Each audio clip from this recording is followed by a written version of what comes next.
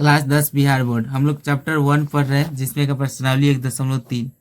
यह समझिए कि यह प्रश्नावली आप लोगों के लिए सबसे महत्वपूर्ण प्रश्नावली है क्योंकि यहाँ से क्वेश्चन आपको जरूर बनते हैं। यह सिद्ध करने वाले जो भी प्रश्न है यहाँ से आपको एग्जाम में क्वेश्चन 2 नंबर में बनता है। तो चलिए इसमें हम क्वेश्चन 1 बनाते हैं। इस बोल रहे सिद्ध कीजिए कि √5 एक अपरिमेय संख्या है। अगर आप यह सीख जाते हैं तो कोई भी आए √3 √7 कुछ भी आए आप सिद्ध कर सकते हैं। सबका नियम एक ही जैसा होता है। चलिए तो √5 को हम सिद्ध करते हैं। यहाँ पे हम क्वेश्चन लिखें कि सिद्ध कीजिए कि √5 एक अपरिमेय संख्या है। आपको क्या करना है कि पहले इसमें उल्टा मान लेना है। यहाँ पे बोल रहा है कि √5 एक अपरिमेय संख्या है तो आपको परिमेय मानना है। चलिए यहाँ पे क्या करेंगे कि माना √5 एक परिमेय संख्या है।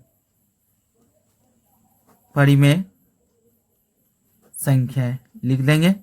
और आपको पता है कि परिमेय संख्या जब है तो यह P/Q के रूप में होता है तो बराबर हो जाएगा। बराबर में क्या कर देंगे P/Q।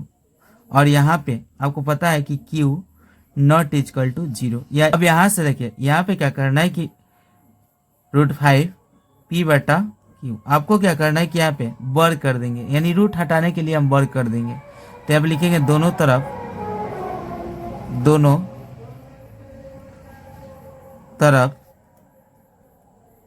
वर्ग करने पर आपको कुछ नहीं करना, आप जैसे बना रहे हैं वैसे आपको बनाना है। एग्जाम में आपको पूरा नंबर मिलेंगे। चलिए तो दोनों तरफ मतलब इस तरफ और इस तरफ वर्ग करना है। तो √5 के वर्ग मतलब स्क्वायर और इधर वर्ग करेंगे। P/Q के तरफ क्या करेंगे वर्ग करेंगे। तो यहाँ पे वर्ग करेंगे तो स्क्वायर से रूट कट गया, बचा 5 बराबर P का स्क्वायर और बटा में आ जाएंगे Q का स्क्वायर। अलग अलग कर दिए। आपको पता है कि इसके नीचे 1 छिपा होता है तो 1 लगा दीजिए। अब हम क्या करेंगे तिर्यक गुना करते हैं। तो इधर से हम क्या करें कि इसको गुना करते हैं तो ये हो जाएंगे, यानी 5 को Q से गुना करते हैं तो 5Q² और 1 का गुना P के साथ करेंगे तो P² और यहाँ हो जाएगा Q² बराबर, यह जो गुणांक में है बटा में चल जाएगा। किसके बटा में तो P² बटा 5। मान लीजिए इसको समीकरण 1 क्योंकि आगे काम करेगा। और यहाँ से एक बात लिखना है कि P² देखिए, अब यहाँ पे देखिए P² आपका क्या है 5 से विभाजित हो रहा है। P² क्या हो रहा है 5 से विभाजित है तो P भी 5 से विभाजित होगा। जैसे समझिए 4 है और 4 अगर 2 से विभाजित है मतलब 2 से भाग लग रहा है तो 4 का हम स्क्वायर भी करते हैं तो 16 आएगा। तो 16 भी तो 2 से कटेगा। तो वही बातों को यहाँ पे हम लिखते हैं। क्या लिखेंगे कि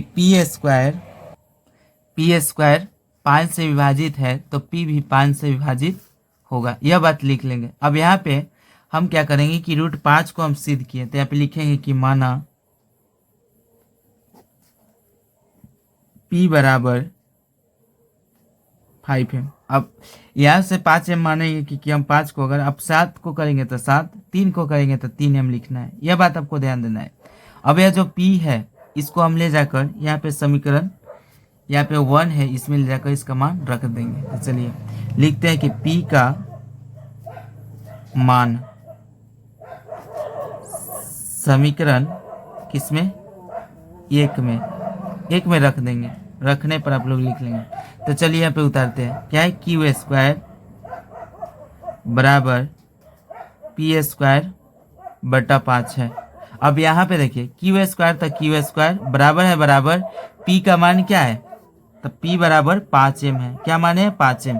तो यहाँ पे 5M इसका स्क्वायर कर देंगे बटा में क्या है तो 5 है। यहाँ तक आ रहा है समझ। चलिए हम नेक्स्ट अगले पेज को पलटते हैं। चलिए तो यहाँ पे देखिए Q² और यह जो 5 है इसका स्क्वायर करेंगे तो आएगा 25। कितना आएगा 25M²। और यहाँ पे क्या है 5, यह 5 से 25 को काटेंगे आएगा 5। तो यहाँ हो जाएगा Q² बराबर 5 और M का स्क्वायर। यहाँ तक। अब इसको लिख सकते हैं इधर, चूंकि 5M² बराबर Q² को हम इधर कर दिए और यहाँ से हो सकता है M² बराबर Q² और यह जो गुणांक में बटा में गया। और फिर यहाँ से देखिए यहाँ पे Q² 5 से विभाजित है तो फिर लिखेंगे, यह लिखेंगे Q² 5 से विभाजित है तो Q भी 5 से विभाजित होगा। देखिए जैसे उसमें लिखे थे कि पी स्क्वायर 5 से विभाजित है तो पी भी 5 से विभाजित होगा, उसी प्रकार से इसमें क्यू स्क्वायर 5 से विभाजित है तो क्यू भी 5 से विभाजित होगा। अब यहाँ लिखेंगे, यहाँ पी तथा क्यू में कम से कम एक उभनिष्ठ गुणनखंड है, यानी पी तथा क्यू के कम से कम एक उभनिष्ठ गुणनखंड 5 है। क्या है? 5 है। अतः √5 एक अपरिमेय संख्या है। जैसे बनाए वैसे आप लोग को अभ्यास करना है और क्वेश्चन एग्जाम में बनाना है। थैंक यू, मिलते हैं नेक्स्ट